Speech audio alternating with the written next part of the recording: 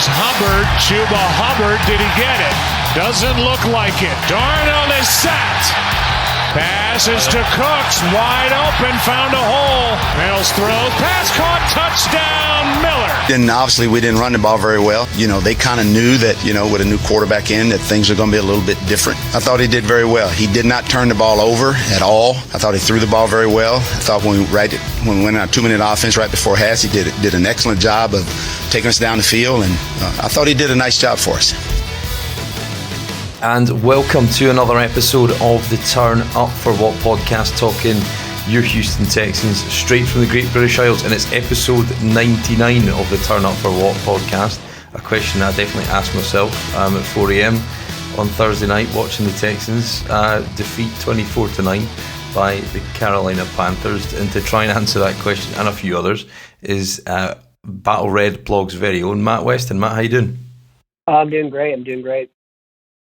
Well, thanks for giving us the time. I suppose the overall sentiment I had after the game on Thursday was just that there was probably a lot of flaws on this team that kind of been masked in some way or another in the first couple of weeks or the first 6 quarters of the season, and they came to the surface a little bit, perhaps too much for people to feel comfortable with. I think a lot of people had perhaps chosen to believe an alternative kind of existence for this team in 2021, when I suppose many people thought, there was a clear outcome for this team and the level of talent it had. But I think that was the first time we went up against a good defense, and there was limited hiding places for a lot of the sort of big structural flaws that was on this roster.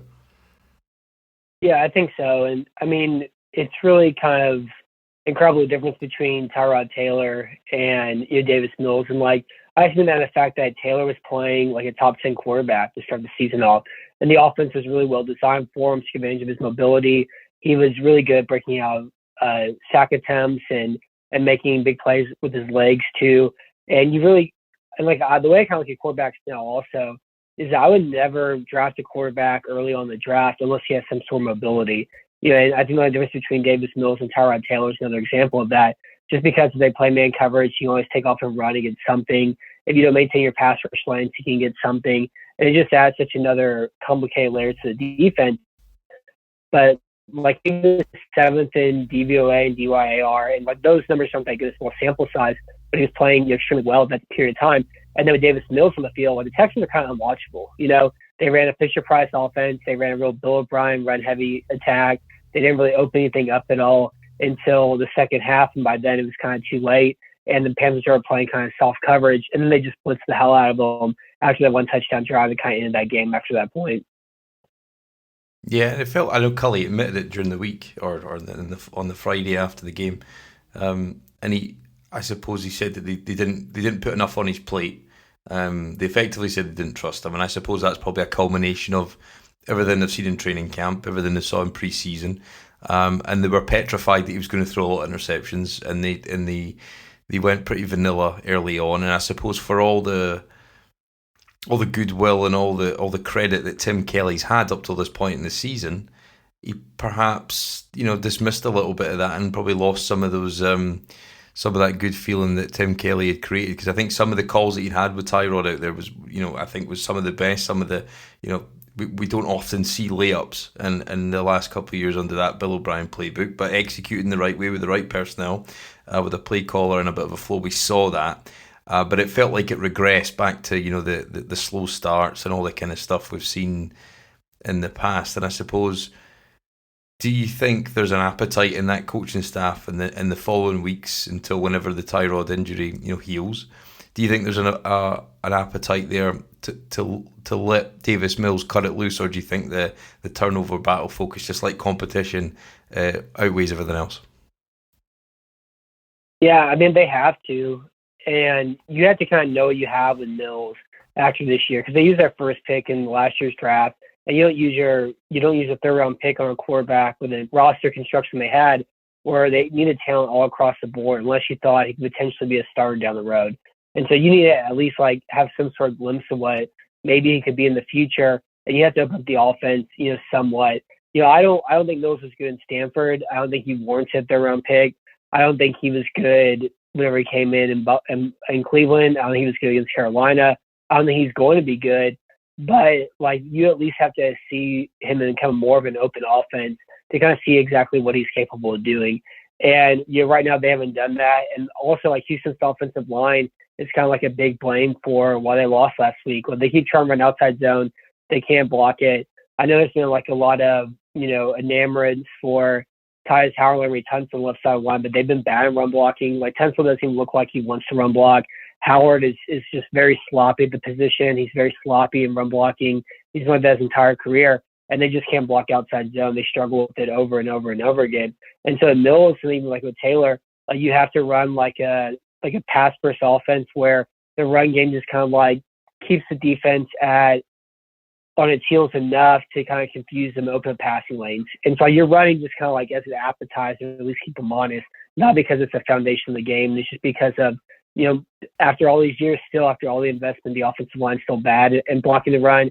And it's like that still again once again this year.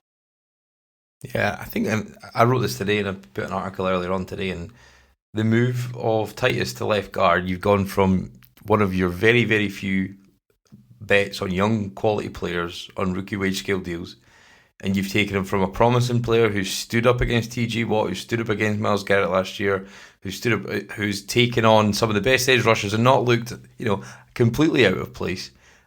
Still some struggles, but you've moved him into left guard, and he now he's effectively an ineffective player. I mean, even if you look, I put out a screenshot today, and if you look at that first screen they ran on third down, and Howard takes an age to get out to block. And actually, if you look at there's just green grass up the left sideline for Mark Ingram to go and run. Whether he makes it the end zone before somebody cuts across the backside, I don't know, obviously. But yeah, he laboured out there as if he was towing a trailer. And I don't know what it is if he's not happy there because they know that they're taking money out of his pocket by moving into a lower paid traditionally position versus tackle. Or he's just simply maybe not there physically. I don't know, but it seems like a lot of promise, and I suppose it's a bit broken record stuff, right? Because everybody's talked about this line over and over again. But when they can't consistently block at the second level, when you've got a rookie quarterback there trying to make checks and get the protection set right, they're still failing on that miserably. So it's hard to see that coupled with the run game, how they're going to support Mills in a better way, because the run game perhaps wasn't there with Tyrod either. So I don't know what the answer is, Matt, if this offensive line is going to improve, because I think everybody had high expectations of James Camden and this line, but it's not materialised, I don't think. And I think the left side is arguably weaker than the right, which is perhaps defies logic considering the traditional roots of investment to get talent on your team. I think it's been better coached than was last year. And I think they run inside zone well. I think they run duo well. Like they're pretty good running, more traditional hip to hip double teams because they're able to, create a lot of movement on the first level. Like Howard and Tunsil had success with that against Jacksonville. Jacksonville isn't a very good run defense at all. But they keep throwing outside zone, they can't block it. Like their backside, weak side double teams are terrible. But I think Justin Britt's been good. He's been really surprising to me. He actually knows how to block the chest and really uses his hand placement well, understands leverage. And him and Sharping made some good blocks together. Howard's been, Can's been pretty all right. He's not a game changer at all. His pass protection's been better than they expected. And him and Sharping worked, fairly well together on those hip-tip double teams too. And he's a better backside blocker than Tunsil is. A better outside jump blocker than Tunsil is right now, which is, incredible too. And I agree with that with Howard also. I don't think he's been a disaster at guard. The run blocking's been terrible. But it's you're putting a guy who's had success at pass protecting at the tackle position, a more premium position at a lower contract value. And you're putting an older veteran at that same spot and they only have 2 years. And so it didn't make really any sense to me at all, developing or halting the development of a young player who's had success at that spot. And then moving them inside. So for this year, in a year that's probably a down year anyways, and so I don't understand it all whatsoever. And that's kind of probably Mills' his lack of mobility. They have promised to give him the blitz. They don't have a real run game. And so I don't know how we're going to be able to see a more of an open Davis Mills offense with how this offensive line is performed, how this run game is performed too. And so I hope we see. I just don't know if we're going to see it. The Texans could very well may be 1-7 until Tyrod Taylor's back. You know, the games against Buffalo and Arizona and Indianapolis and everything else, and so it may be like a complete black hole by the time we see Taylor again too. Yeah, and it's a strange predicament, I suppose, because when you think of the offense, and as you said, of any of the spots on the team where you could probably point to guys that have got snaps, guys that have played together in some formation, and they've made a number of, probably in my view, unnecessary changes on that line. But you know, it's just simple plays. Like there was actually I watched a play back today in the All-22, and it's actually blocked up perfectly. And Sharpen goes inside to find work, and actually the DB just runs through the hole and tackles the running back, when actually, again, there was like a huge lane set up. And it's just small things like that, and you think, well, when's it ever going to improve? And I suppose it's a point of emphasis, because when you've got a rookie guy in there, you have to hide him behind a solid run game if you expect him to be successful. But yeah, it's going to be interesting to see if Mills can find passes in a way that keeps the chains moving, because there was too many times we just didn't see it. There was a number of crossers he struggled to hit. There was the one on, and then there was a couple of big long plays that he just didn't let develop, or didn't have time to develop, because the pass protection let up. There was one that Burkhead blew a block, and actually both Miller was open downfield and Cooks was, you know, streaking up the sideline, in terms of potentially being able to make a play in behind. So yeah, I think it's weird, but it's just a strange kind of setup, I think, because when you think about, you know, for the wide receiver position, when at the start of last year we were overstocked with players, we signed players we didn't need to, like Randall Cobb, when you had Kenny Stills still playing on the squad, and you paid him $8 million for however many snaps. And we've gone from probably having one of the strongest positions on the roster to the weakest, and I think it showed with 57% of the targets going through Brandon Cooks. One, it's not sustainable. Two, it's not good for his development. And I think the irony all in it is that was one of the biggest arguments about getting rid of Hopkins, that there was too much went through him and you wanted to spread the ball around. Yeah. And there you go, less than a year later, you're putting everything through a guy who physically it isn't. He doesn't have the body type and frame to make all the throws that you need to consistently go to him. He's not that kind of player.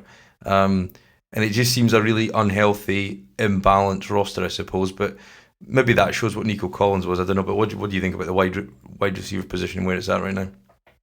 Yeah, I mean, I am wrong about Cooks. Like, he's been like a number one caliber receiver so far this year. I've always thought of him as like a 1B. And like that was the idea with him and Will Fuller, that they win with vertical routes down the sideline, so up in the middle of the field, and they get, you know, teams playing, you know, too high safety shells, you know, and that would help open up the run game, this sort of thing. And that never worked out at all. But yeah, I don't like Cooks is tiny, and he's already taken some big hits so far this year. There's like 3 hits he's taken where he's been shaken up on. He has a concussion history, and like he's 27, but he's already had, you know, some problems with his hamstrings, and if any like lower body injury happens to him, he's kind of done, just because so much of his game's built around speed. But all that being said, like he's a really precise route runner. That go up and get catching May in Jacksonville was, you know, absolutely ridiculous. And just like the way he's been, you know, kind of used like DeAndre Hopkins to start the year out in like a lesser form, you know, it's been kind of ridiculous to start the season off. But they just don't have a lot of receiving talent aside from them. Like Chris Conley's played in Kansas City, he wasn't good there. He played in Jacksonville, he wasn't good there. Like he's big on the outside, but I think with a lot of the wide receiver decisions they made at the position group, they were like looking to hope to get something untapped out of these guys. Like Anthony Miller had one good year. Yeah, and all the veterans that they got have been either not very good or kind of washed up. And Nico Collins is interesting as far as a like vertical go and get receiver. I kind of like the idea of him being used in the slot some, to be able to like make catches in traffic in the middle field and pick yards after the catch. I love the slot fade routes, from my favorite routes in football. He'd be used in that regard. And his injury really hurt too. And like his one big catch came on a RPO like glance route against cover 3 or cover 4. I can't remember exactly what it was. And he was open, was able to pick some yards after the catch. But to expect like any of these guys to be like a supplementary option to Cooks, I think was kind of strange. Didn't make a whole lot of sense, just because the talent wasn't there or they were so unknown. And I think they're also expecting to get more other running backs in the pass game, but Ingram's not that. And David Johnson, you know, broke 1 tackle in that Cleveland game aside from that, but we know what he is as a pass catcher too. But yeah, it's kind of been a strange combination to rely so much on a guy who's, you know, sub 6 feet and weighs 100, 80 pounds and is taking the hits that he's had. And so I do have concerns like his ability to last throughout the entire year and how sustainable it is. He can keep up this level of production, being fed as much as he is right now. Yeah, and I suppose if he does go down, I think you're in a world of pain at that spot. I suppose, until Nico Collins comes back, is on the IR just like Tyrod. And I suppose when you watch the passing attack as well, it seems like, well, from what I watched in the film, I thought Chris Connolly was open quite regularly. Didn't see him, didn't go to him. He did go to him one time in a sort of in cutting route. I think it was a slant. He should have caught it and he dropped it. So I suppose that's not going to build chemistry. And you've got to hope Mills, if he's going to take a step forward and having a full week and almost like a mini bye this week, played on the Thursday night, that he'll have some time to get some reps and try and get a bit of cohesion with these guys, because it was definitely lacking. And I suppose it's one of those things, isn't it? How does that improve? And it's only with time, and you don't have that time in the middle of the season because the padded practices in the current CBA are so few and far between that it's going to be small incremental improvements at best, and it's a bit of a concern. I suppose we'll see as we come into this week, and we'll come on to Buffalo in a bit. But I suppose the big call from Cully this week was, and I praised him for coming out and openly admitting that he got it wrong in Cleveland and not taking the penalty, which seemed odd at the time. But what seemed even more strange was looking at when I was watching the film back today, and you see a team punting on the opposite team's 39, and you think it just looked visually weird. And he's now done that twice in less than a week. Is that, and I think that was probably always the deep-seated fear of a guy like that. He's not really had a lot of experience in making these kind of calls. And you saw in Cleveland, Frank Ross has got the play sheet over. He's trying to help him, and I don't know if he's somebody's, if it's Caserio or whoever's signaling down to him. But I suppose that's probably something that we were rightly concerned about, and it's come to fruition, I suppose. Yeah, I mean, it's kind of funny, like how low the bar is, where making a mistake like just as ridiculous as he made in Cleveland. I mean, personally, I think the right call would have been to decline the penalty and go for him 4th and 1. Like 4th and 1's a lot easier to get than 3rd and 10, especially on that side of the field, the type of game that they're playing too.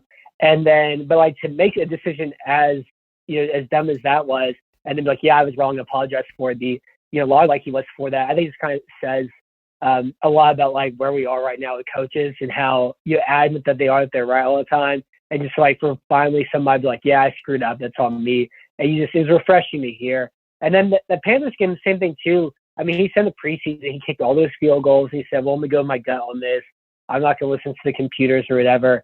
And whenever you're down like that, whenever you're playing against the best defense in football, if it's even the best defense in football in the year, I don't think so. But right now it currently is. And have a rookie quarterback and finally have something going on. It really is like, I don't think they were trying to win last Thursday. I think they were trying to make sure that Davis Mills didn't die. I think they were trying to make sure they didn't lose 42-7. And so they were really risk averse. And it kind of goes back to like the whole idea of like hiring Coley. Like Coley wasn't really hired here to win football games at all. He was hired here to fix the culture, get people excited to play football in Houston again, get people to want to play football in Houston again, and like kind of like refurbish how everybody feels about the franchise through the league internally after everything that happened to Bill O'Brien too. And so I think like Coley's like a guy who'll be here for 2 years, and then hopefully if they trade Watson, they're able to hit some of those picks in that draft, and they're able to be kind of closer to a rebuild, can get kind of more of a head coach that you expect to win football games with. But I think Coley's kind of like it's like a lifetime achievement award for him. Like I love him. I think he's a beautiful man. I wish I could hop in a time machine and play football for him and all that. But like as far as like an X's and O's thing, he doesn't do a whole lot. And in these kind of simple decisions like this, it's good that in a way the Texans aren't like a great football team. So it's not like a playoff game or a must win and get into a game where he's making decisions like this and lose because of it, and the whole season's ruined. Yeah, it just seems really basic though, I think, when you watch it, and it seems there's a bit of a sort of feeling it's all kind of unnecessary as well. It's like, how can something at this level that simple be mishandled? And look, we've seen terrible play calls and or lack of calls, and trying to go for it on your 4th and your own 30 against Baltimore last year. Remember, I think that was the 3rd loss of the season when where the stadium was empty at home. But I suppose it probably just kind of summed up maybe our situation, because when you look at the stands, and I saw a couple of pictures of how many empty seats there were. I think that was probably the first time, because it takes a long time to fill up, right? And even on the good days when the team's playing well, people will mill in, well into the second quarter, so you don't kind of get a feel for it until then. But it was pretty empty, and I think maybe I don't know if that'll resonate with anybody in the hierarchy. But when it's that, when it's that poorly attended on a Thursday night, I suppose, and then your coach gets a simple thing like that wrong, because that was a big turning point in the game. Because for all your inefficiency, Carolina blew it because they could have, instead of just kicking a field goal on 4th and 1, they went for it, and they could have just built themselves a buffer. They didn't go for it. You get the ball back at that point in the second half. You've just managed to piece a drive together for the first time. You start to look like you can move the ball, and then you take the momentum out. They go up and score. Then they get a field goal, and then at that point, we're not powerful enough on offense to roar back in any way beyond maybe a 3-point deficit. So yeah, it just showed a lack of awareness and a lack of, I suppose, I know he blamed emotion previously, which was ironic because the whole point is he's been here because he was the antithesis of the emotional coach we've just had. Yeah. And then he blames emotion for that, and I don't know what he's blamed for this week. And he just says, "Look, it's about gut feel." But my gut feel is this offense isn't going to put up a lot of points. So any chance you get in their territory, you got to go for it. Mm-hmm. Yeah, and also it's like whenever you make decisions like that too, you're not making the decision with the idea that the other team's not going to score points, because they're going to score points. And so you have to maximize every drive as much as you can, because the Texans have a good defense. And like Thursday, it really kind of felt like a Bill O'Brien game, but without the defense to back it up and the talent, to play through it and win a game like that. And like I really think like two things kind of happened in that game. Was McCaffrey got hurt in the first half, and it took the Panthers a while to find an offensive equilibrium. And at halftime, they made adjustments. And I mean, Houston didn't stop them once in the second half. They had 4 scoring drives. The only time they didn't score in their scoring drive was at the end of the game. And then with Houston offensively, they had that one scoring drive where Mills was in a shotgun, and Carolina kind of only rushed 4. And after that, they just blitzed him. And they didn't allow him any sort of time to pick things up. They didn't allow him any time to go through his reads at all and kind of have like a slow brain. They just blitzed him. Houston had trouble picking it up, and he was hit over and over and over again after they had that one scoring drive. And Carolina just had 2 good adjustments, and Houston really didn't have any. And the talent difference is so overwhelming that they couldn't do anything about it at all. Yeah, and I suppose the benefit of their front, and they run a 4-3, not totally dissimilar to kind of Lovie Smith's scheme, but yeah, I think the big difference between those two defenses is they can get home with 3 and 4 rushers regularly. And when you've got a guy like Derek Brown anchoring your line, when you've got 2 pass rushers who can get after it every down, you don't have to rotate them in and out. They're there, they're there getting after the ball. Hassan Reddick's been a complete revelation, moving position. Burns is a first round pick, and they just got after it, and they stopped the run, and they just couldn't. You can move the ball, and then they just pin their ears back and go, because you've kind of got to chase the game at that point. But yeah, I suppose that defense has come together ahead of schedule, I suppose, under Matt Rule and Phil Snow, the DC there. But it probably showed you the difference between the two schemes, because what I thought, for all its lack of talent on our defense on the side of the ball, Matt, the gaps in the zone, I don't think I've ever seen a team look that amateurish in terms of coverage and how loose the zones were. And how, is it Greg Jackson who's the safeties coach this year? I'm sure he was an LSU guy. He's coming this year, previously at the Cowboys, to coach the safeties, and how he can look his colleagues in the face in the meeting rooms this week when Lonnie Johnson's almost 30-40 yards out the play. Like both him and Eric Money multiple times were so deep, they were taking themselves out the play, they became ineffectual. You were effectively down to 9 men at some point. And how is that possible? Because I've never got roasted on the broadcast by Troy Aikman. It looks so abundantly obvious at the time. When you watch the All-22 back and you take a still image, it looks even worse. So, how is that possible, and will it get any better? Yeah, I think it's hard.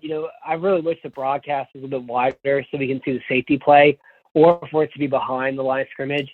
But one of my favorite things about watching the Texans defense and in the Lovie Smith era is whenever there's a wide receiver standing completely still, just staring at the quarterback. and like the quarterback's back there for a couple of seconds and they hit a guy flat-footed, just like finding a hole in the zone and nobody picks him up. Nobody's driving on the route. There's no pickup at all. And he's able to just like find holes that have been around since this defense has been run in the early 2000s. It's an archaic defense. And like, I mean, I know Lonnie was playing some single high. They've been trying to play. They mixed stuff up a lot more in that Cleveland game. It wasn't like all covered two, but it was majority of the time covered two. And like, look, Lonnie wasn't a good cornerback in college. He wasn't a good cornerback for Bill O'Brien. He had that one play against Kansas City where he was holding Kelsey and it wasn't called. He doesn't have the ability to stay in front of guys and play man coverage. And at safety, like the only good thing he's shown is they can tackle better, but he hasn't shown any instincts of that position really at all whatsoever. And Murray, the same thing. Like he's just slow back there. He's a poor tackler. And if he's your last line of defense, like you're going to score against him, kind of like we saw in that Cleveland game too. And Nick Chubb, I think the problem like with the defense is this scheme is really heavy oriented on linebackers who can cover, and they don't have coverage linebackers. You know, Zach Cunningham is bad in coverage. Christian Kirksey's pretty bad in coverage. I know he had a tip ball interception against Jacksonville and was a Pro Football Focus Player of the Week because of his high coverage grade. But historically, he's been bad in coverage. And Greiger Hill is the coverage linebacker who can't cover very well. And their front four still hasn't been able to, create a whole lot of pressure. It was the best that it looked against Carolina because Carolina has awful pass protection this year. But they still didn't get to Darnold enough to overwhelm him. The pressure wasn't consistent enough. And the top two times they had a chance to make a big play, they didn't capitalize on those 2 forced fumbles that they were able to recover too. And so they just don't have a consistent overall pass rush against good offensive lines. And they don't have a linebacker group at all to really run this defense at all. And unless this defense is forcing turnovers, and Reed, for 60% of the 5 turnovers they've had this year, and I really don't know who's going to be making big plays without him. Unless they're forcing turnovers, so they just can't get stops. Or you see Baker Mayfield have 1 incompletion. You see Carolina go entire second half without being stopped. And so unless they're winning the turnover battle and forcing 3 or 4 turnovers in a game, I just don't really see how they're going to win any game. With Davis Mills or even whenever Taylor's back. Yeah, I think they're going to have to force 3 or 4 turnovers to get enough stops to help out the offense to be able to make sure that 27 points is enough. Yeah, and I think that the formula is such a fine line. I think you're right. When if they don't win the turnover battle, by +2 at least perhaps, then and the coaches have a game plan that out coaches the other side. I think those 2 factors have to come into both coordinators.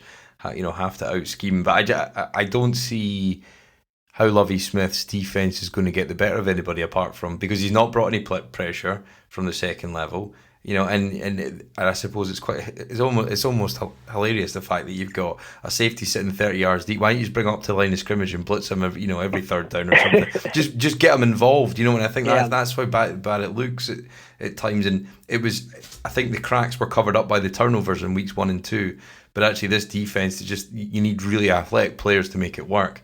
And as you said, the linebackers just do not get enough depth, and they're creeping up all the time because they're concerned we're going to get beat by the run, and then any play action, they're out of the game. And I think it's probably something that we'll need to keep watching. But it seems like from a layman's point of view, and I'm not classically trained in this game by any stretch of the imagination, but it seems so fucking obvious how to beat this defense, and I think it could be a long year. I think I put a couple of clips today and I just said it could be a long year of this defense if they don't get these fundamentals down in a way that in zone is just communication, passing players on, and when you've got their number 1 receiver just standing in the middle of the field wide open, standing still waiting for the ball to come and picks up 100 yards in the first quarter. I think people perhaps might not be as concerned as they perhaps should be because it feels like there's going to be a lot of tough days ahead unless they can, really tighten up some of these basic fundamentals of playing zone. Because and the whole reason why they're not in man, you've got to think, is because he just doesn't trust them coverage ability, like you saw Phillip Gaines get roasted time after time last year. Yeah, I forgot about Phillip Gaines, but yeah, and that's why they're playing the scheme because they don't have any cornerback talent. I thought it was a war crime that they kept Brent Hargraves on this roster after last year. And there's a lot of talk, back when I wrote about how ridiculous that signing was. It's depth, but the thing about depth is one person gets hurt and now he's starting, and Bradley Roby gets traded, and now we're going to have 16 more games of it. So now we're seeing Tremont Smith and he's not very good as well either. And Terrence Mitchell got hurt, and so it's just a mess at quarterback, and they don't have anybody who can play man at all. And so they run this old defense. It doesn't work very well unless you have a incredible front four pass rush, a great group of linebackers, and that's the only way it can work out at all. And they don't have that, and so they're just having to do this instead because it's like a least brutal form of death, rather than watching Vernon Hargraves and Smith and whoever else they decide to toss out cornerback get burnt in man coverage, and they lose because they're giving up multiple touchdown passes over 20, 30 yards or so. And so that's why they're running this defense, and it hasn't worked out at all. And I didn't think it was going to work out. But I guess the only good thing about it so far is that Justin Reed's been incredible in it, and he fits in well like a too high scheme instead of just playing deep middle by himself or having to kind of play more in that spy role. I think he's better in a too high, like a quarters defense or a cover two defense like this. And that's really like the only saving grace from is that Reed's been, fantastic. And, he has that knee injury. And so who knows how long he's going to be out for too right now. Yeah, I saw earlier it said he's at walkthroughs today. He's participating. So I suppose that's a good sign as we sit here early in the week. But yeah, but again, he's hurt. So, can you, I know you've got to pay somebody at some point. You can't let everybody go and keep churning as much as Caserio likes to do. You think you'd think he was getting agent fees or something, the amount of transactions we've had so far. But it's I suppose without Reed, the flaws were exposed even more than they have been, and it'll be a welcome addition to get him back for this weekend, definitely. But I suppose in just touching on the personnel changes up front, it's a double-edged sword, I think, because you put Jacob Martin in, and he gives you more athleticism. But it was his fault for two of the touchdowns because he didn't set the edge. Darnold's first run and then one later on with the classic tight end jet motion round the back end, and he takes it in on a reverse, and he didn't set the edge. So yeah, for everything he gives you in a bit of athleticism, and you got a quick first step. That's completely outdone if you can't build a wall on the perimeter to make sure that you're not folding like we did a couple of times there. So I suppose it was interesting those guys were there. I saw a couple of tweets about what Charles Omenihu done to piss people off. I don't know, his agent was there. I'm not one to read into kind of these kind of social media intricacies, but his agent was there, which I thought, considering the circumstances, if that was me, I wouldn't have given him a pass. To come and watch the game, considering he's probably one of the main drivers, if not the main driver for the predicament we're in with our quarterback, or our former quarterback, soon to be. So yeah, you had Charles Omenihu who kind of get dropped, and you also had Jordan Jenkins, who I've said right from the start can't set the edge. He's not great in the rush. I don't know why we signed him. DeMarcus Walker's been a bit better, but they seem to be not as high on him. But what did you make of the changes up front? Because we kind of seem to be, I think when you're changing it this quickly, this early in the season, it probably shows they're not really sold on any of these guys, even though they hyped it up. Yeah, and I mean, it's like Martin has never been good at stopping the run.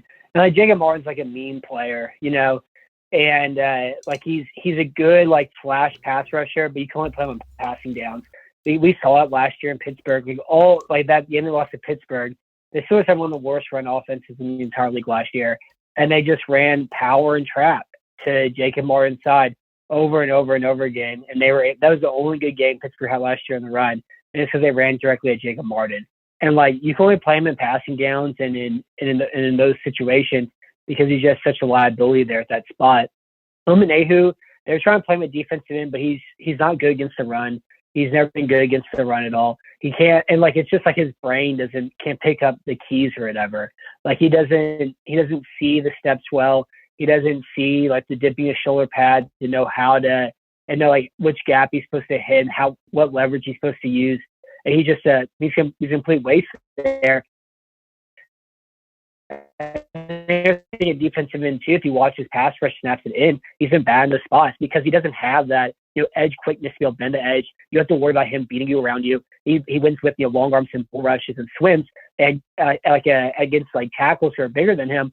Those rushes only work if there's a threat at all around the edge because those are counter moves, and so he doesn't have that like staple pass rush moves as an edge pass rusher. But that being said, he's a good interior rusher. And the Texans really haven't used him all that much from the interior. And like he should, I wouldn't even play him on rundowns either. I would just use him on interior pass rushing downs and kind of put him like a spot that he's better use at. I think Ross Blacklock's probably been like the most interesting player on the front. He's been able to get consistent pressure. He's been better against the run game. He has good leverage. He has a good rip, a good long arm. He's made some splash plays. Malik Collins, a lot of people are excited about him. Come back from a shoulder injury in Vegas last year, but he's been awful, again, beating in the run over and over again, not having any sort of effect in the pass game. They brought Jaleel Johnson back. He was bad against Cleveland. He's bad against last week.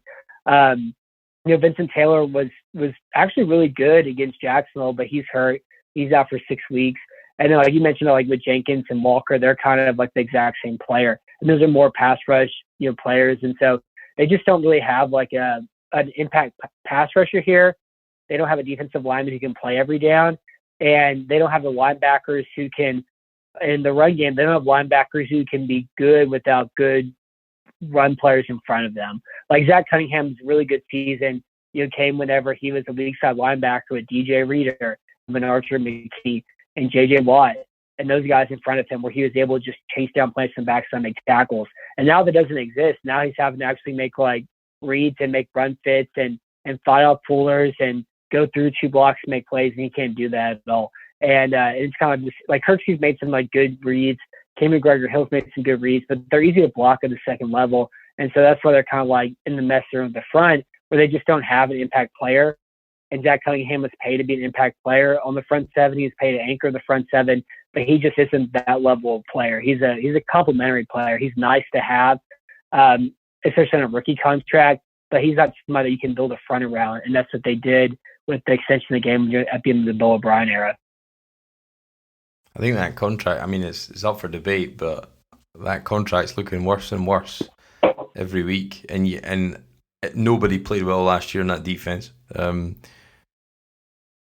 But right now, that's got to be right up there, I think, with one of some of the worst contracts we've given out, considering you're paying him, top 10 to top 12 or whatever it is money at the linebacker position. I know the market's kind of grown arms and legs since Darius Leonard and all that kind of got their deals this year, so it pales relatively in significance, in comparison to their contracts. But considering he's on 13.5 million APY, or whatever it works out this year, his ineffectiveness in both the pass and the run game is a big hole, and it's a big, these contributions per dollar isn't great. So I don't know how long that relationship lasts. What do you think about the kind of discipline issues and all that kind of stuff? Because certainly when he's out there, he doesn't improve the team, and you can't trade him this year because your dead cap's too high. But what do you think the future is there? Because I come back to that point that you don't mind losing games with rookies and young guys who are learning, like Jonathan Greenard being out there.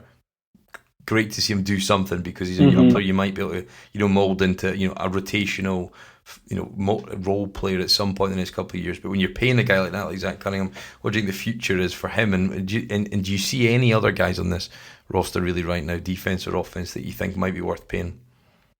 Yeah, well, with Cunningham, that was kind of one of the interesting things that I was looking forward to whenever the season started, was that he would move from Mike after McKinney went down back to his more natural weak side linebacker with the signing Christian Kirksey. And so I was interested to see how he would look playing the backside plays, and if he would be able to kind of make more of those tackles they made previously. And he hasn't been able to do it yet at all. And they're also running at him. And they also play teams since Cleveland that runs a lot outside zone. Jacksonville kind of runs a little bit of everything. They're kind of like Houston, where they're not really good at one scheme. Carolina's a big outside zone scheme team, but they're bad at running it. They have more success running like wham and pin and pull plays that are more kind of counters to the outside zone scheme. But he just hasn't made much of an impact there at all. But like the problem with Cunningham's contract, though, is they renegotiated it, and so they can't cut him after this year. They can't trade him after this year. They can cut him 2 years from now and be okay. But then they would have a dead cap hit of like $10 million if they cut him after the season, because of the renegotiation they did there. And it kind of goes back to like Nick Caserio's off season this past year, where it was kind of split out in like two separate directions. It was hard to tell like if they thought they were going to be good and were trying to be good, or if they were rebuilding.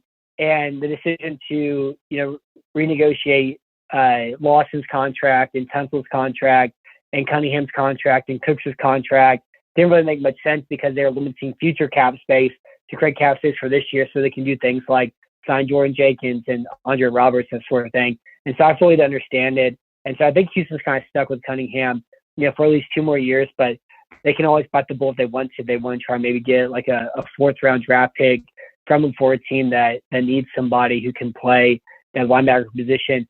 But I think, like, if you're talking about like the future players or whatever, I mean, defensively, I think John Reed is the only guy here who's really good. I think Blacklock's interesting. I think Greener's interesting. Offensively, like, Howard still hasn't been a good enough run blocker and playing guard. Kind of, that's important. Like, you don't pay a guard to be a good pass blocker. You pay him to be able to create lengths, and Rushkin hasn't done that. Sharping is still, like, I think he's kind of a backup offensive lineman. He's kind of like Xavier Su'a-Filo, like, he can be competent sometimes, but there's too many big lifts, especially in the run game, that kind of derail us in offense. So I really expect him to be here, long term either. I was a big favorite of trading Tunsil, both in renegotiation. They really can't trade him until after the season, maybe, or probably that even 2 years from now. And based on all the other decisions they made, it really doesn't seem like that's something they'd be interested in doing. And it still feels like Jack Eastery has some sort of influence too, especially with the David Johnson re-signed this past year. And offensively, like, that's really kind of it, there's just not like a lot of young, impactful players on this team. And it really is kind of all about what they get from Watson and their ability to nail these like 3 top 10 draft picks they could potentially have in the upcoming draft. And that's what has to kickstart a rebuild. And they have to nail those picks because there just is a dearth of talent all throughout the roster right now. Yeah, and I suppose that's the thing, isn't it? Because you got like a guy like Scottie Phillips sitting on there. Why not? Instead of watching Philip Lindsay trying to cut it to the outside when he misses gaps in front of him, because he just he isn't running with much confidence right now, and I don't know if that's a health thing or it's just purely mental. And David Johnson talked about what playing here done mentally last year, being involved in that trade and everything like that. And you think some of that circus has maybe died down right now, but yeah, there just seems to be kind of that's the big concern in the back of the head, isn't it? It's just like, where will this team be? Because they're not losing to get better at the minute. They're losing because there's not a lot of great players in there. And I think, we're probably, it was a bit of a rude awakening on Thursday night, and I think we're probably going to have one again on Sunday. But before we come on to that, when you get the mini bye week, firstly, did you watch any of the college stuff on Saturday? I've found myself watching a bit more of that than I have done in previous years, because I suppose the mind starts to wander to the draft already. Naturally it will, and I suppose if it doesn't get any better on Thursday, we'll have the pick of the bunch. But have you got any kind of initial thoughts on the college thing, or do you like to let it settle and just see? Because a lot changes, I was thinking, in the rhetoric that you got available to you. There's guys who are not talked about at all, and then they end up going the first round, like Joe Tyrant at the Bucks, or whoever. Jamal Davis out of North Carolina. He goes late, but analysts didn't talk about him. So do you kind of like to let it settle, or do you kind of dip in and out over the season just to keep one eye on it?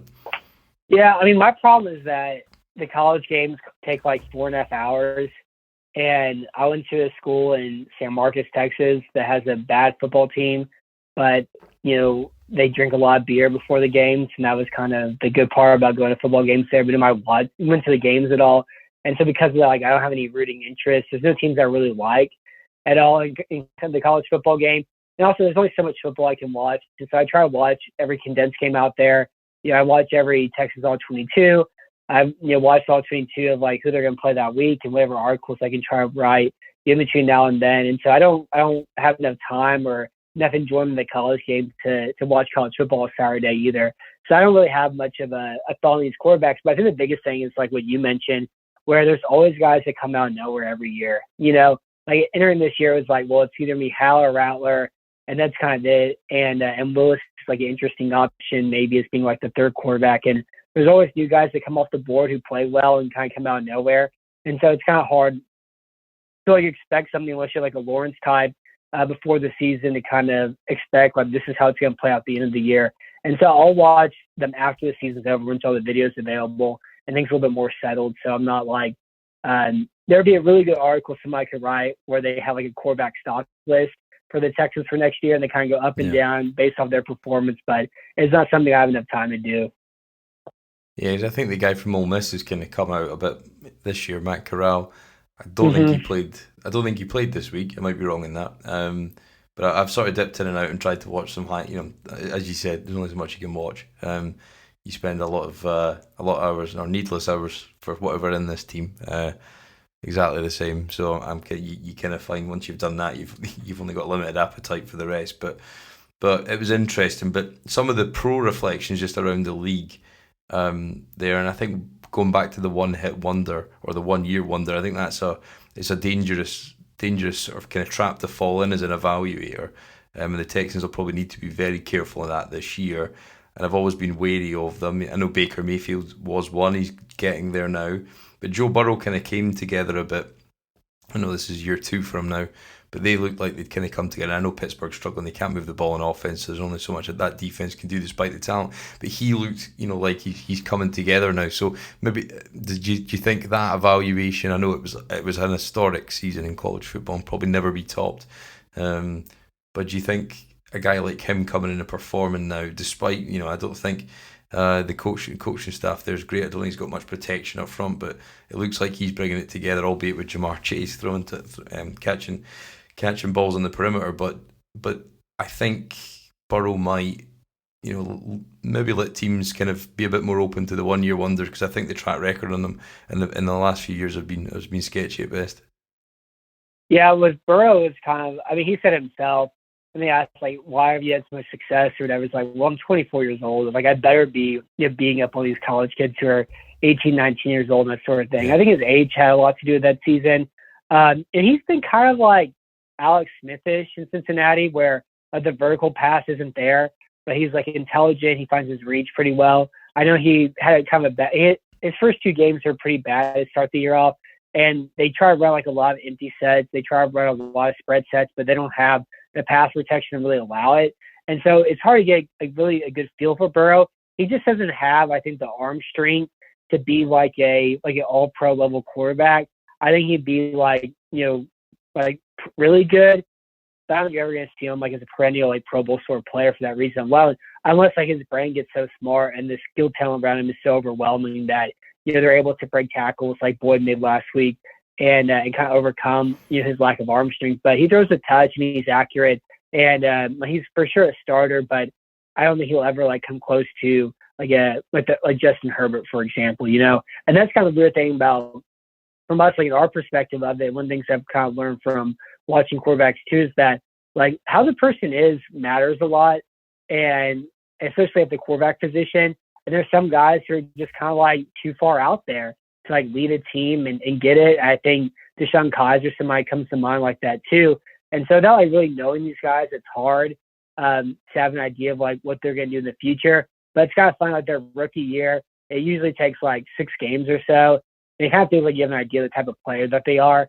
And so even with rookie quarterbacks, I don't really watch much of the draft, but you kind of figure out kind of quickly early on who's good and who isn't.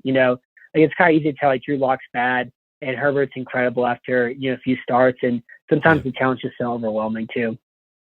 Yeah, I suppose I probably had a couple of reflections on that as well over the weekend, that if you think you don't necessarily, because you don't need to tank, because if you look, Justin Herbert wasn't the first player picked in his draft class. Tua went over him, and Burrow, and he's been by far the best quarterback. I thought his performance in Kansas City he looks the real deal.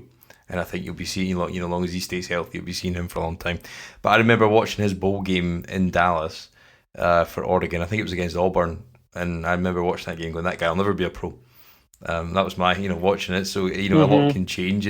But when exactly what you said there, Matt, about the type of person they are, Spencer Rattler was booed or was getting booed by his own fans, and they were calling for the backup.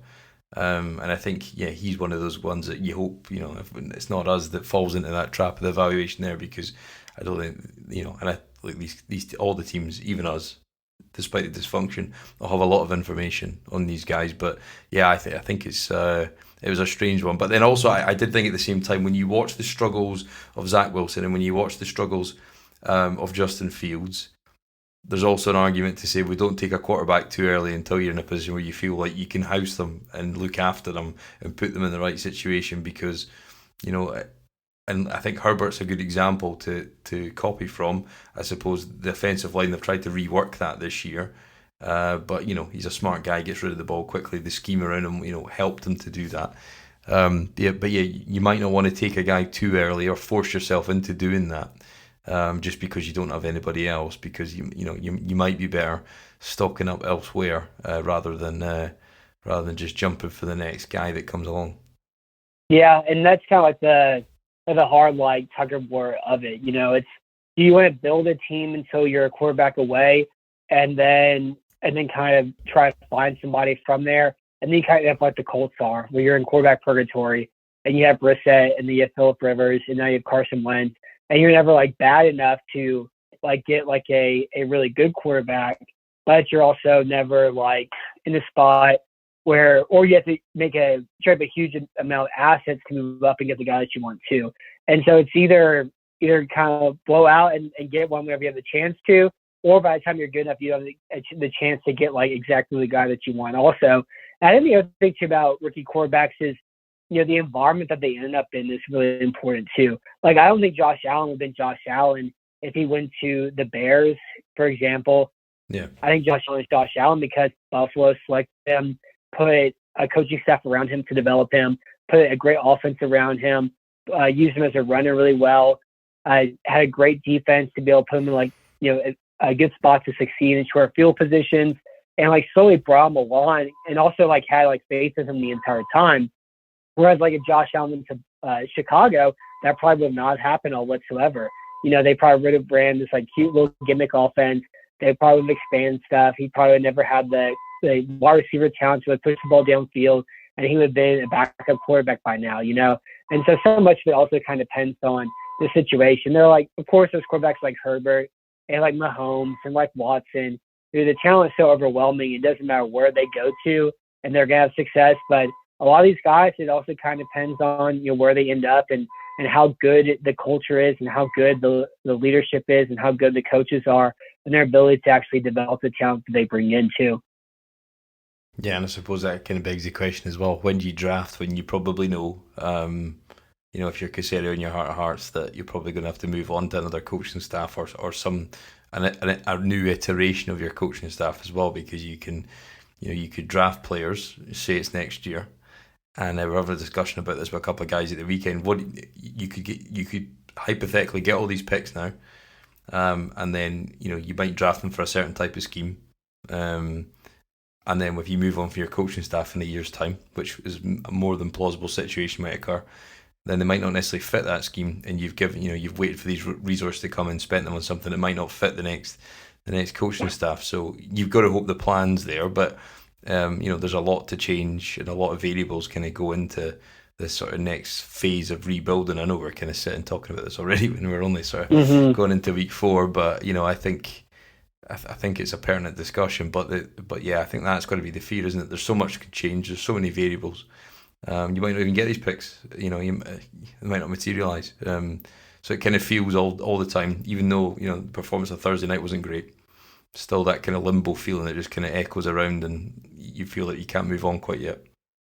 Yeah. Well, I think one of the reasons why we're talking about this, though, is because, again, with Davis Mills and everything we saw from Stanford, everything that we've seen from so far, the way the run game has been, the way the offensive line has performed, the way the defense is right now, this team is probably 1-7, And so it's maybe it's 2-6, instead, but it's good. I mean, they're going to be, 2-6 or 1-7 probably after this tough spell as the games goes through, and that's until Tyrod Taylor comes back, And so that's kind of where we're already at this point where you lose Taylor for a month, and that's been enough to kind of derail the entire season.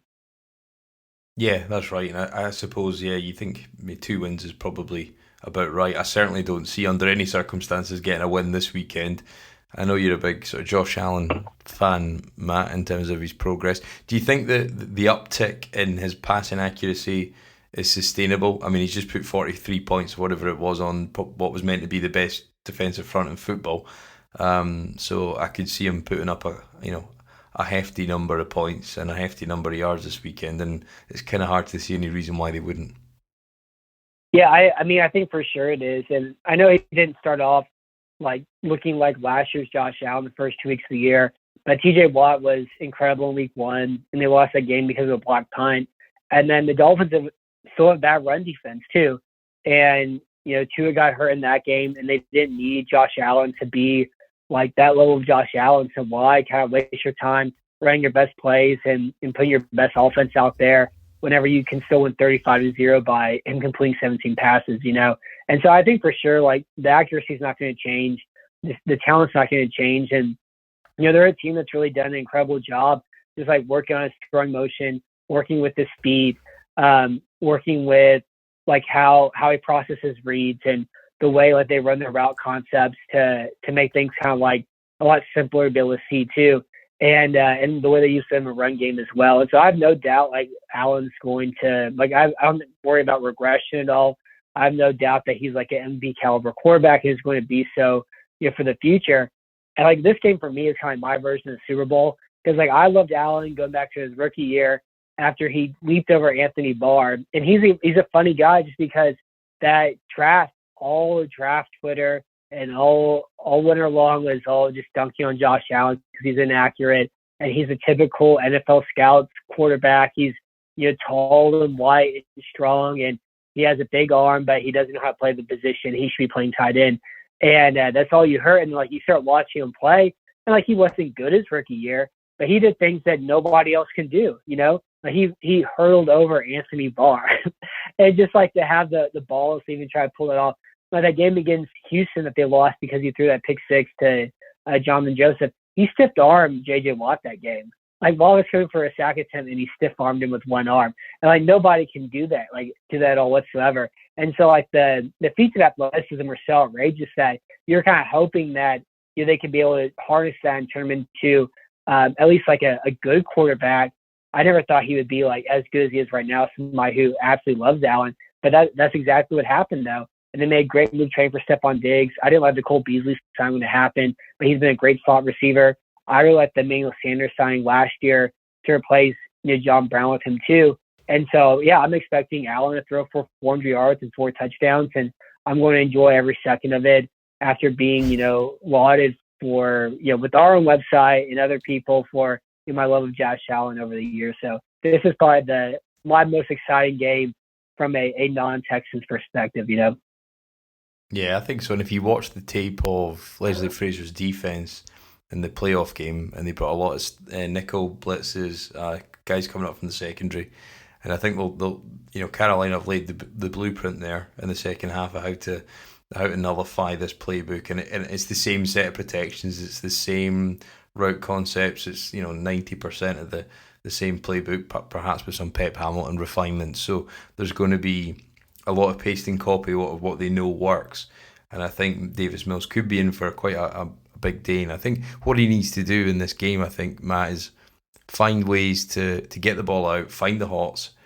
make sure you take the sting out of the rush early so it makes them back off a bit, because he probably needs to hit a deep ball in the first quarter just to kind of balance that, keep the defense a bit honest. And I don't know if he's capable of that, because some of his deep balls, the one in Cleveland where he threw it to the wrong half, goes out of bounds. And the one, this week when they actually went over aggressive when they didn't need to be. You want to just keep the drive going before they chose to punt, and one of them landed out of bounds. Yeah, so it's like, so they need to be aggressive, but I think he needs to prove that he can hit those deep balls, and he needs to show as well. I think what he was good at in college was the sort of anticipation throws across the middle and just being calm in the pocket and stepping up. And I think he needs to find a level of consistency in terms of moving the chains, because if you don't have that, you can't survive in this league, and you're a spot filler backup, clipboard Jesus, that's been around there, and I think that's the difference between guys that can read the field and make quick decisions and not turn the ball over. And I think so it'll be interesting to see if they do open up the playbook a bit and get a bit more exotic and give him looks. But I think ultimately if we can't run the ball and they're bringing lots of pressure from the secondary and you can't get the ball out quick enough, then I think it could be one of those games that we've seen before with in the previous O'Brien days. And was it Atlanta and Miami in the same season, 2015? That was 14. 14, yeah. And 14, and at those points it was some of the worst football I've ever watched. So I think that this team's in danger of that, because this is far less talent than those teams. and they're just outgunned and outmatched. So yeah, I'm hoping it's not that, but it seems difficult to find a way for us to win. I think probably that their big question is, can they rush the passer up front? And they've invested a lot of young guys, and some guys that not necessarily come to fruition, Jerry Hughes and whatnot. They've not really kind of pour the fruits that they thought that those signings might do. But I think, if the Texans can handle the pass rush up front and be able to run the ball, it gives them a chance. But the problem is we're going to have to put up 23, 24 points just to even keep it close, because this defense will be cracked open pretty quickly and pretty promptly. I think by right across the Buffalo offense. In terms of the game, Matt, do you think it's a foregone conclusion? 450 yards, something like that for Josh Allen? Yeah, I'm hoping for at least 400 and and by 400 yards I mean like cumulative, like rushing and passing. 400 yards and 4 touchdowns. I think it's in play. And like he did that against Washington last week, and they're a much better front. And you know what? Buffalo's pass protected better this year. They've run the ball better this year. Zach Moss had a couple of nice catches. They put so much attention on Stephon Diggs last week by doubling him up and allowed Beasley get his 1-versus-1 matchups. And I love this Tanner signing. I talked about it on our podcast this summer. Just like the ability to have like another really good third wide receiver option.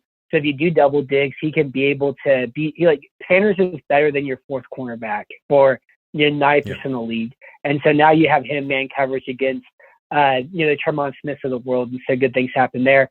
Dawson Knox has finally gone from being athletic and interesting to being like a protective member of this offense too. And so and Allen's like no matter what you say or whatever about him, like he is an intelligent quarterback, and he's good at finding holes in his zone, and he's really good at like progressing through his reads. Like there's a lot of fun watching the behind view of him, and you just kind of see and watch his feet. And you just kind of watch his feet check through each one of his reads as he finds his open receiver. And Brian Dable has done an incredible job at creating open throws for him too. That I don't see how they're going to keep him out of the end zone at all, unless like passes go off of fingertips and they get picked off, or Singletary fumbles a bunch of times, or Jacob Martin's able to beat Dawkins around the edge and create a forced fumble, or Josh Allen goes full Josh Allen, tries to do too much and takes a 45-yard sack or whatever, and they recover it after he fumbles and they take him in the end zone. Like those sort of like wonky things have to happen. They can happen. They've happened before, but like unless something like that occurs and something bizarre really happens, I don't really see how Houston covers it all in this game. Yeah, I think what's the point spread right now? I think it's 17. 17. Oh no. Okay. Yeah. yeah. I'd be surprised if we covered that, to be honest. But it's going to be a tough afternoon. It was a game I was meant to be at. Obviously with travel restrictions and whatnot. I don't know if I didn't really plan on jumping through any tables, but I thought certainly it would be a good experience. But it's not going to be. So we'll be watching it at home. But I think it'll be a tough outing, and this defense is going to have to clean its act up pretty quickly. In this sort of self-scouting mini bye week this week, in a sort of alternative reality, or if you fast forward to when Tyrod comes back, do you think he can recreate that form and give this team a bit more of a watchable angle than it that may or may not have with Davis Mills? Because certainly you hope Mills improves, and there's a lot of stuff he can improve on, but there's so much that he needs to improve on, and so little time and so few reps in practice. I suppose you probably do you turn to Tyrod first and foremost when he comes back, so the second he's available, and do you think again does that sort of counterproductive kind of detract from his development, Mills's development in any future kind of games that he may or may not have? It would seem like he doesn't at this stage. Yeah, I mean the thing with Mills is that he doesn't have the down accuracy to be able to like make easy throws, and we saw it in the first 6 quarters that he's played, that there's open throws that he misses guys. He's behind, he's late, and he did the same thing in Stanford too. And I think his best trait in Stanford is that he threw the ball like down the sideline with touch, and he wasn't afraid to do it. And then the other thing about him is that his pocket awareness is nearly zero. I love the fact that he hangs in the pocket and delivers and takes shots and doesn't like run away at the first side pressure like you see young quarterbacks too, like Baker Mayfield was notorious for that. Anytime he saw any sort of pressure come from the interior, he'd run his way into sacks, he'd run right and try to make difficult throws from run through interceptions. And Mills doesn't do that. But at the same time, like, his brain isn't fast enough. He takes a lot of bad hits, and there's only so many times that you can take, bad hits before they catch up to you too. And so, like, for those, he doesn't have the athleticism to make up for his lack of accuracy. Where if you're like a mobile quarterback, they can take off and run for enough times and take enough first downs to their legs that they can make up for how many times they miss because a wide receiver is open, and those doesn't have that ability. But yeah, I think for sure Tyrod Taylor makes his team a lot more fun to watch. It makes them a lot more interesting too. And the sooner he can get back, the better. But it's kind of like if you're 1-7, like, is it worth putting him out there so you can try to claw out of something or make the games more enjoyable? Or do you just want to keep Mills in and keep progressing the offense and just kind of finally see what you have? And it's like the big question we're going to have to answer, 5 weeks from now, whenever the season's kind of effectively over and Taylor's back. Yeah, and what would you say is the best case scenario for Davis Mills and however many games he plays? Assuming it's at least 4 or 5, what would you want to see out of him? Do you think he's got enough ingredients there to persevere with perhaps longer term? I think the accuracy has to improve, and I think if he just hits some deep balls also, like if he's able to hit Cooks because that's what he showed in college. Like I said, was probably his best trait was his ability to throw a touchdown on the sideline, and he hasn't done that yet. And he had that one defensive pass interference probably against Cleveland, and that's like really the only downfield pass he's been able to complete. And he also ran outside the pocket and hit Andre Roberts on that crossing route because both safeties dived on the flat route in front of him. But like, aside from that, like, he hasn't really done much at all down the sideline.